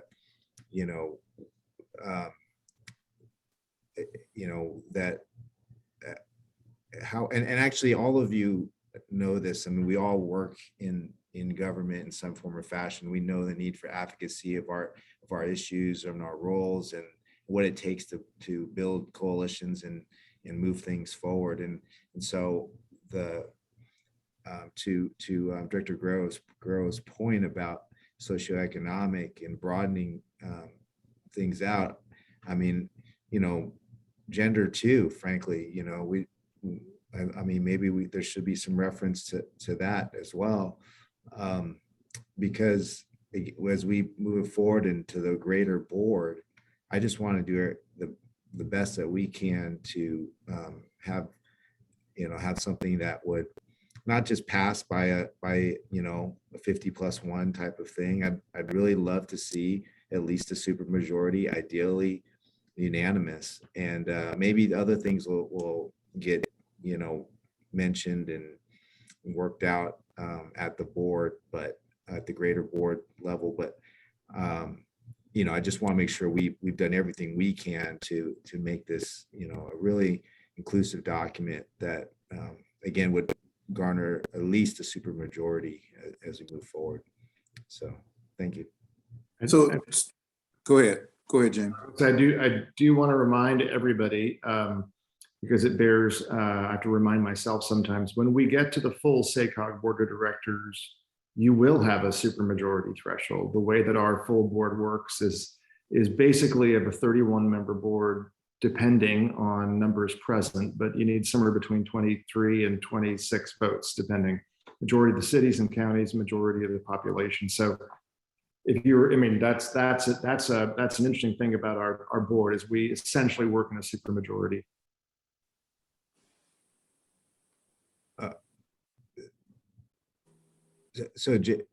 No, I mean, maybe I'm sorry, maybe I missed some, James. We're going from this to the P&I committee, correct? Right.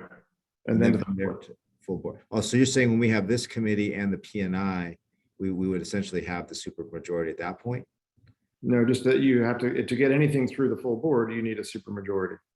Oh, I'm sorry. Yeah, got it.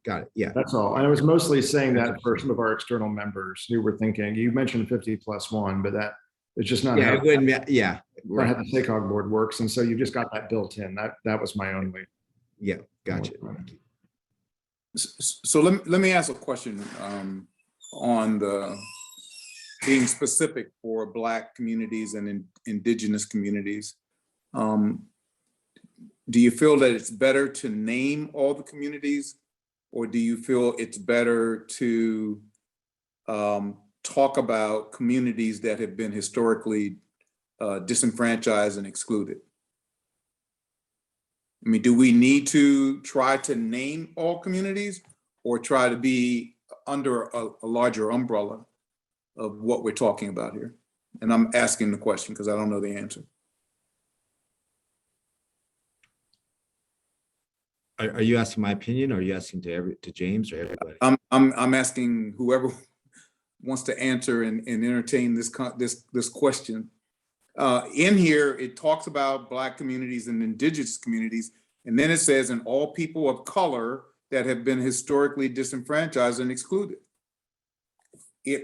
So we can take it from a very broad conversation and just take out Black and indigenous and focus on all communities that have been disenfranchised and excluded, or we can try to name all communities and maybe end up leaving somebody out that we don't want to leave out. Didn't intentional. I'm trying to figure out what's the best way of doing it. Yeah. Personally, I think, what I hear lawyers say is the more specific you go, the harder it is. Kirk, you can correct if I'm wrong, but so it tends to be err on generalities, and I would say, hey, just to people of color, don't mention Black and indigenous. But personally, I don't feel that's right. I think we definitely should put Black and indigenous in there. I personally, and it's not rhyme or reason, but I would feel comfortable if we expanded it. I think if I'm not saying do South Asian, East Asian, I would say, I think if you cover the AAPI community, and I won't speak for the Latino community, but I would ask if we did all four of them together, indigenous, Black, API, Latino community, and and all people of color, I feel like that would cover a greater ground. And I don't know, that's just my own Okay. thermometer, but it's no rhyme or reason. Gotcha. Okay. Gog, tell me what you got to say. Okay, thank you. I believe in general, we need to cover all communities as much as possible rather than to name a few. That way nobody feels left out, especially the small minority groups. This way, we know the Blacks had rough time. We know other communities had rough time also, because back in the 30s, when they had jobs opening on the farms and stuff, they had a sign out there saying, needing help, but no East Indian can apply. Well, what's East Indians going to do? They're farm workers also, I mean, so we need to treat everybody. We got so many different communities. It's hard to say, well, this is included in here, but in general, we need to speak in general that we're including everybody in here. Anybody that breathes and wants to work and want to do good, let's get them on board. And especially the gender, we definitely need to treat women better and give them the equal rights that they deserve. I hear you. There's a lot going on there, and it's just my mind's bouncing all over the place, just trying to figure out. But in overall, I think we're just trying to say that we want to cover all human beings in there that want to do better, and that had disadvantages, and we want to make sure that they get their representations. Thank you. Thank you. Thank you. Any other points of view on the commitment of change? Debbie. Yeah, I really appreciate the conversation and the discussion, and Darren, thank you for your comments. You know, I think this is the racial equity and inclusion work group and a committee, and I think if any language in here sort of feels like it is excluding certain communities, or an immediate read sort of folks can go to that conclusion, I think that would really be counterproductive. And it's tough to sort of call out every, the multitude of different racial and ethnic groups, but I support, Darren, kind of what you threw out there, right? That it is, if we look at this as the 5-county region, right? There are some very unique characteristics, I think, racially and ethnically of the 5 counties. And we could land right on some language that was very particular to our region. And certainly the diverse Asian American experience in our region is very, very, very different, but very real in very specific terms in the 5 counties. So appreciate your comments there. And I personally feel like we could find some language, I think, that would speak to that. I also really appreciate this discussion about sort of calling out race. I think this is a racial equity statement. I think we need to do that. I support that. But there is this huge intersection between race and poverty, and race and wealth, and race and economic mobility.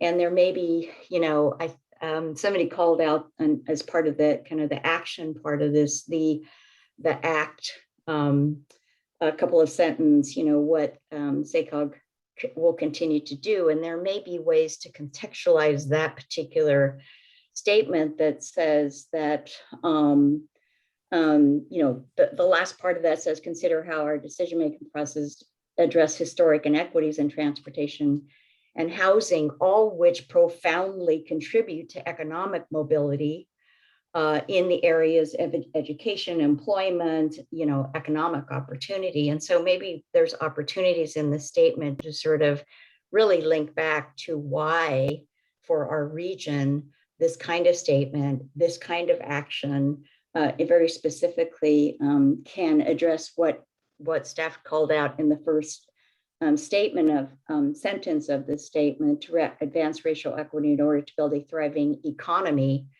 and healthy environment. Okay. So our goal today is to try to move this to the Policy and Innovation Committee and then to the full board, December the 6th for the Policy and Innovation Committee and the 16th for the full board.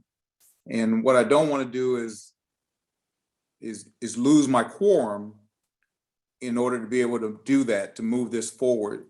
And so I guess I'm trying to understand, with the ideas and the ability to continue to address some of the things that you've said today, do you feel comfortable in voting to be able to move this forward to the Policy and Innovation Committee with some of the suggested changes that you've made today, and then have another bite at the apple at that committee, and then have another bite at the apple at the full board committee? because I don't want to lose a quorum and then lose the ability to do all of this. Heather, you got your hand up? Heather?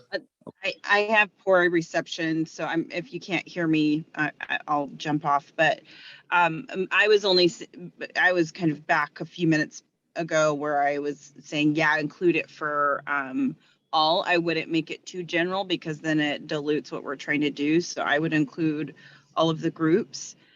My recommendation, even though I know I'm an outside contributor here, is that it's in really good shape. And with these additions, it seems like it makes sense to move it forward. Gotcha. Appreciate that. Michael? Yeah, I was just going to invite everybody. I mean, depending on how this went, certainly if there's some tweaks to it and people wanted to see it again, to definitely, come to the P&I committee meeting and to take part as well. I think, James, I don't know if I think I can do that.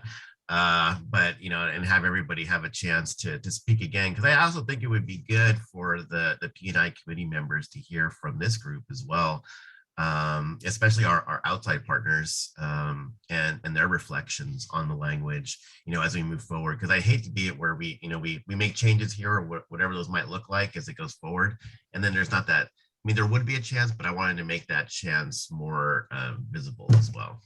Gotcha. I saw one more hand up. Did I miss it?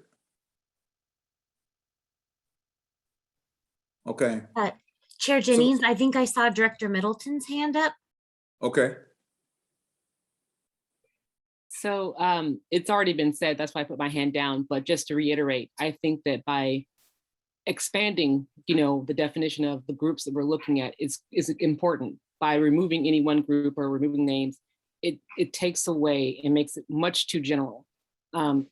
Speaking as an African-American woman, taking away, Black people and not calling it out makes me feel as if our community will continue to have to fight for that recognition of the fact that we are included in this conversation. So I would much rather expand the number of, cultural representation that we have in that definition rather than to shrink it. Point well taken. So just a simple thumbs up, thumbs down. Can we do that, Lynette, or do you need to go through the voting process? We do need to take a verbal vote, so I do need to do a roll call vote. Okay. So I think we're in a position to move forward with that, if you guys, because I want to make sure I keep my quorum, and I know I'm losing a few people along the way. So without objection, why don't we go ahead and take a roll call vote? You have a hand up. Quick question, Chair. So are we voting to make the changes to include various other groups, and what would that verbiage look like? So can I make a suggestion? Thank you, Director Clark-Kretz. Good question. I think what you're doing with this motion, Kirk Trost, please get ready to jump in here. You're moving forward. You're approving this statement. You're asking staff to respond to the comments that you have made, including being broader in terms of the representation of groups by race, ethnicity. And if you want, we can come back to this after the vote. There, you have the ability to have a small subgroup of this committee, this working group, meet before the Policy Innovation Committee the week after Thanksgiving, if you would like that, to review what we've done. It's a little tight, but we could do that. You can park that, and you can come back to it after your vote. But in terms of what you're moving on today, we're noting all of this as staff, and we will address the comments as best we can. Does that answer your question? Perfect. Okay, let's do the roll call vote, and can make the Mr. Chair, decision whether Chair we want Jennings. to, or yes. So Executive Director Corliss's comment is a good one, in the sense that you could appoint a smaller subcommittee of this body to review the comments, to kind of give staff some feedback of whether they feel like they've captured it, but you can talk about that later. But the one thing I did want to remind you is you really need a motion and a second for this under the Brown Act before you take your vote here. Great. So do I hear a motion? I'll move the item. Member Soon has moved the item. Is there a second? Martha seconds. I hear Martha as a second. Is there any comments on this item from outside the public? I have no public comment. Okay, will you take the roll call vote, please? Could you explain it before we take a vote as to exactly what we're voting on one more time? We're moving to move this resolution forward as it is, with the understanding that there will be a subcommittee to further examine the language in terms of what communities are included in the initial statement. Thank you. Can you Jill, did you have a question too? Oh, yeah, and I had the same. I wanted somebody to read the motion before because I'm feeling like it's a little vague for me. Yeah. So I'm Okay. making a motion to move this resolution forward to the Policy and Innovation Committee, with the understanding that staff's going to further massage the language to broaden the communities that it's defining or representing in there. Is the second still good with that? Yes. All right. And just to let everyone know, there will be a full hearing vetting at the Policy and Innovation Committee on December 6th. And so another full publicly noticed meeting, members of the public can participate, lots more, likely more discussion, certainly. And all of us can participate as well. Yeah. Cool. Yes. Chair Jennings, if I can ask, I guess the concern is if we're moving it forward, but we're moving it forward saying we expect that it will be changed, but we don't know how. So it's just hard for me to know how to vote on something that I expect the verbiage is going to change before it goes to them without us seeing that change. Yeah, I guess I thought I heard pretty consistently about the kind of change that we all wanted to see, specifically in different areas of the draft. And so what I think I'm hearing is we're going to be more inclusive in the groups that we add to it.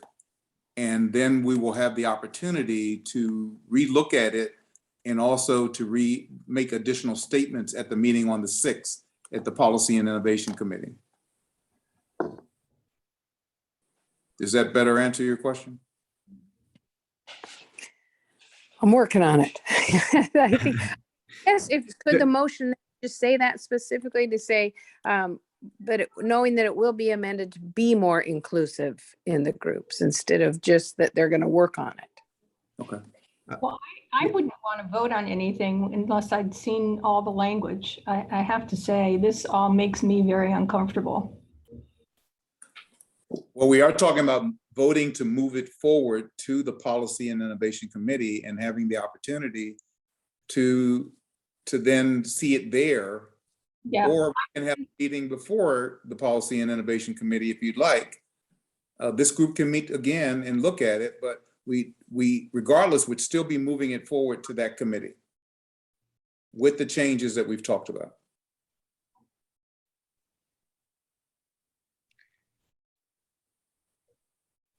Darren. Chair Jennings, thank you. Question for James. Could you remind me of the timeline? So our intention is to keep things moving and basically have another bite of the apple at the Policy and Innovation Committee, so to speak. But however, I think, is there a specific, could you reiterate, if you did already, the specific deadline we're trying to meet? Or is it because we don't meet again for another quarter, for a full quarter for this group? Well, actually, that's your next item is, so I want to be, to be clear, the timeline we were proposing was this working group moves it forward to the Policy and Innovation Committee December 6th, the full board December 17th. There is no hard deadline. The committees, as you know, at SACOG actually don't meet again until February. So if you wanted to go through the committee process, you're moving this back to February. If this is the working group's prerogative, if you're not comfortable doing this, it is tight to get it and to change it and get it in front of it's your prerogative. Now, can I suggest something, and Kurt can weigh in here? kick me under the virtual table. If I'm sensing some discomfort among some members not seeing language, you could appoint a subcommittee, could you not? And have that and sort of empower that subcommittee to then look at the draft language and then move that into the policy committee. And that is all tight, but it's one way you could do this with a little bit of accountability that some members of this group get to see it again before it goes to the policy committee. So yes, you can certainly do that. You can appoint a subcommittee that is a smaller body of this to review it, to ensure that staff is implementing the direction that the committee has given. And just so that people know, that happens often at SACOG, where the board will give direction to proceed with something, even though the specific language is not in front of them. But again, it's up to the discretion of this committee what you want to do. Everybody, this is Saragossa. I mean, another thought I'll just throw out there is, if we want staff to come back to this committee, to the whole committee in December, even though I know, timing's probably tough. And then just, we would be 1 month off basically, because we wouldn't hear this again until February in P&I, or, the other option is you go straight to the, to the whole board with it. I don't know if we have to go to P&I first. I'm not sure on that if we have to, but I'll just throw it out another suggestion as well. The changes that we talked about today are, in my opinion, not substantive. They're changes that I have confidence, based on the staff and the writing of this proposal, can make those changes to our satisfaction. If we want to meet before the 6th or before the meeting of the full board on the 16th, we have the ability to meet on the 6th at the Policy and Innovation Committee, and then we can meet before the 16th, before it goes to the full board. I mean, I'm at the will of the group. We can meet if we want to, subcommittee or the whole committee. So Chair Jennings, can I make one additional potential suggestion and modification? You could defer the appointment of the subcommittee until the entire committee has had a chance to review the statement. You could circulate the statement. You can't take comments and then have redrafting done, because that would constitute a serial meeting. But you could invite anyone who has substantial concerns to be a part of the subcommittee, and we could work with you to ensure that the subcommittee meeting does not violate the Brown Act, so that anyone who had concerns, you could assure the committee that you will appoint them, assuming it's less than a quorum, that you would appoint them to this subcommittee. I think that might help resolve individuals' concerns who might really want to see the language and vet it. So you're saying we should establish a subcommittee now? No, I'm suggesting that you would wait to establish the subcommittee after circulating it to everyone and hearing back from the members who have serious concerns. And it would be your discretion to appoint the subcommittee. Okay. So that, for example, if Director Soon had serious concerns, he raised them with you after he reads the revised language, you would do your best to appoint Director Soon and any other members of the committee who had a high level of concerns with the staff work that was done, just as a potential solution to help you get to that PI committee meeting on the 6th. Okay. Let me hear from our is it Eileen? Yes, it's Eileen. I think I might be okay with what Kirk just suggested, but I will not vote for or against something that I haven't had the opportunity to read. So, I mean, I might vote against and I might abstain on this vote, but I certainly am not going to vote for a language that I haven't read. And I don't know, I mean, I may be the only one that feels that way, but I just want to express why I have a concern and why I won't vote for language that I haven't read. Okay. Jan? Yeah, I sort of concur, being that we are the Race, Equity, and Inclusion group, and we're not really sure what our first sentence is going to be, and it includes such the most important piece of this, makes me really nervous. And so, you know, I just that's my thoughts. Okay. Okay, James. So either we need to, let me, I'm a little concerned from a staff perspective, given next week of a holiday, we have the following week, and then December 6th is upon us incredibly quickly. So you have your subcommittee idea on the table. The other idea, if you look at your calendar, because you asked for a more frequent meeting schedule, and that begins, I don't have it in front of me, but I believe in January. January 14th. So to have more comfort and more time and not feel rushed, because we do not want you to feel that you're rushed. You could bring this back to your January REI working group meeting. That's I think based on the holiday schedule of November and December, I think it would be best to bring it back to the January meeting, because I'm not confident that we would get a forum for a meeting prior to that. That is my concern, given trying to schedule a number of you in the month of late November and December right now. And we do not want this to move forward if people are not feeling comfortable. That's the point of this group, is to feel like we stand behind this. This looks good. So that is, again, it's your prerogative. You can get a sense of the rest of the members here. Yeah, let's do that. Let's do the January meeting. I'm seeing a lot of people nodding their heads, and then we'll move the timeline for it to get to the full board and to the Policy and Innovation Committee. Okay. I withdraw my motion. That's your motion? I withdraw my motion then. Okay. Yeah. I agree. So do we need a motion to move this to those dates? Lynette? Sorry, Do would we you need a like to? motion? You can just make that decision, Chair Jennings. Yeah. Okay. Then it just by the nods that I'm seeing from everyone, everyone would feel more comfortable seeing it one more time, being able to vet it out and have a conversation, and then move it to the Policy Innovation Committee and then to the full board, with our first meeting being January the 14th. Okay. So that's what we'll do. Thank you. Okay. So Chair. the last thing I have to say is we did hear everybody as far as wanting to have more meetings and this group meeting more frequently. And so I believe you have in your schedule the meetings for 2022, being January the 14th, February the 25th, May the 27th, July the 29th, September the 30th, and November the 18th. And this will allow us to continue our work of moving this item forward, moving into the action plan, getting everything done. So I just wanted to look at those dates and see if there's any dates that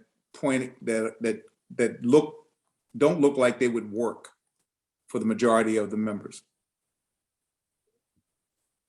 Like I was gonna say May 27th is my anniversary, but I feel like I can still be in a meeting with you guys and we can talk about my anniversary at that meeting. It's only the 44th anniversary, so not a significant, it's not like a 50 or anything like that. I'd like a vote on what you should be giving as a present. I think that would. Yeah. So any concerns about the calendar, January 14th, February 25th, that I just named out? Okay. Well, I will tell you, May 27th, I will be attending my nephew's graduation from the Naval Academy. So I won't be available that day on your anniversary and celebrating your anniversary. Cool. I might celebrate with you at your Naval Academy. Okay. I know. Will we still have virtual meetings as an option, or by that time? What do you think, James? We still in virtual meetings at that time? I would imagine we will be, I'm going to look to Lynette too for this. January, I imagine will be virtual. And then perhaps on January's agenda, we can talk about AB 361 and other measures notwithstanding, if this group actually wants to maintain a virtual meeting format, because maybe perhaps it might be easier. So let's take that up in January. Will be virtual. Okay. And then we'll talk about how you want to proceed from there. We do have hybrid meeting options where some of you can get together in person, the SACOG boardroom. We're getting the tech to be able to make that happen.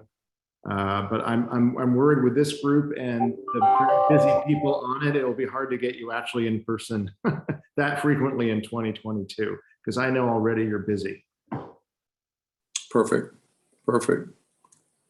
And Heather has her hand up. Okay, Heather. I've just been in and out of service a little bit, so I might be not answering the right question, but I heard dates for the January meeting, and I heard January 14th. I think that I won't be available during that time. My daughter's going to be studying abroad, so I'm going to be moving her out of the country at that time. Okay. Okay. I think we should be okay if it's just one or two, right, Lynette? We would need a quorum in order for action to take place. And what the working group members could do is once they see the statement in the agenda packet, they could provide comments to staff or to you, Chair Jennings, if they wanted to make sure that those comments are heard prior to the action taking place on the statement. Great. So to staff and or to me. Jan? Yeah, the 14th I'll be out of town, but I'll make sure to read the statement before I go. But I will be not available that day. Okay.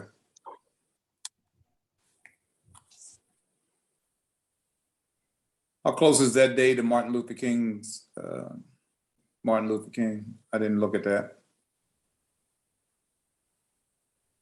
I looked at that, Chair Jennings, and we are good. Okay. Yes, Martin Luther King Jr.'s birthday is on the 17th, so it is the following Monday.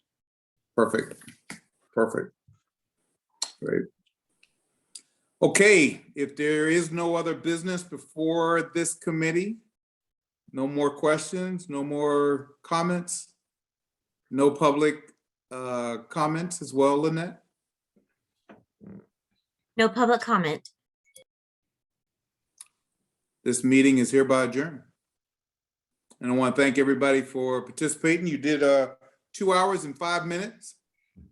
And it was a very, very, very healthy conversation for everything that we talked about. So I thank each and every one of you for contributing to a good meeting, one that kept everybody engaged and involved. So thank you very much. Everybody enjoy their Thanksgiving Yes. and be safe. Oh yeah. Yeah, I'm glad Happy you said Thanksgiving. that because Yeah. I had a statement for you on Thanksgiving. I want you to have a happy, joyous, memorable, food-filled, full of family, permission to eat all you want Thanksgiving. Okay. Perfect. Copied my idea there. It's okay. Thank you, Chairman. Thank you, Chair. Chair, Thank you, you. everybody. Happy Thanksgiving. Happy Thanks, Nat. Thanksgiving. Wow. Bye. Take care.